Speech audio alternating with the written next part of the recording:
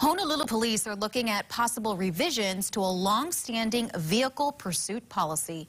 This after two high-profile crashes that resulted in death and serious injury. Gina Mangieri is always investigating. Crashes related to police pursuits in recent years have been costly to life, property, and taxpayers. We dove into years of data about Honolulu police chases and asked what needs to change.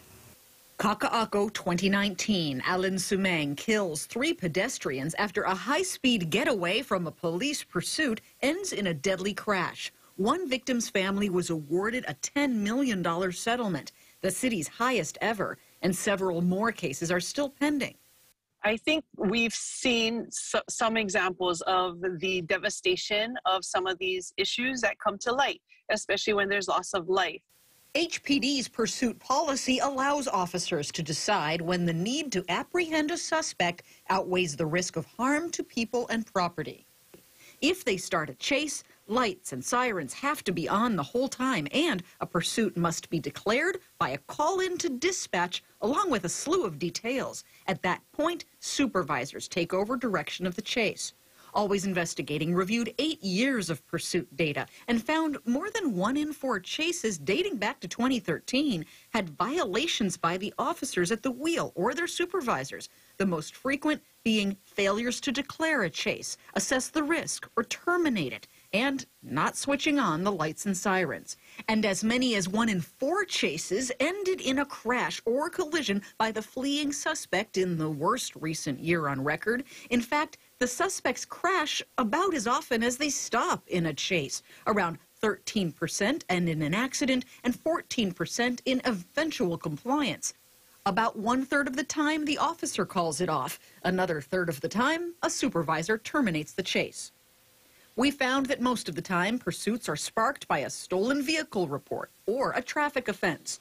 Only 5% of the time are they chasing suspects or wanted people. A chase in Waianae started with a warning to youth to leave a beach. A lawsuit alleges police chased and forced a car off the road, then fled the scene. The crash ejected 5 people, paralyzed a 14-year-old boy, and left another young man on life support. 3 officers are under criminal and administrative investigations. HPD recently started cracking down on compliance with their own rules. Within the last month, putting out an in-house video that's mandatory viewing. It provides details on what our policy says. It also provides information on what expectations are, some of the common misconceptions, and also what officers have been or haven't been doing, and ways to make sure that they are doing what they're supposed to. According to the model pursuit policy of the International Association of Chiefs of Police, departments should follow one of 4 approaches: allow pursuits at the officer's discretion, or permit them only with supervisor approval. HPD's chief says Honolulu's falls between those 2. Other jurisdictions restrict chases only to specific situations, while others never allow them. I asked the police commission chair what they want to see. All of these things have to remain flexible because, as we've seen in other jurisdictions, there are incidents where folks use vehicles to actually hurt people. I think what we need to do is ensure that whatever the policy is that officers, whether they have discretion or need supervisory approval, are they actually putting that into practice? According to HPD's interim chief, they are reviewing the policy as of this month.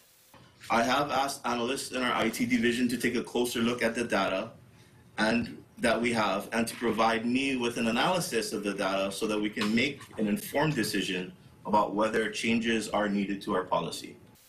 Gina Mangieri, KHON2 News, always investigating.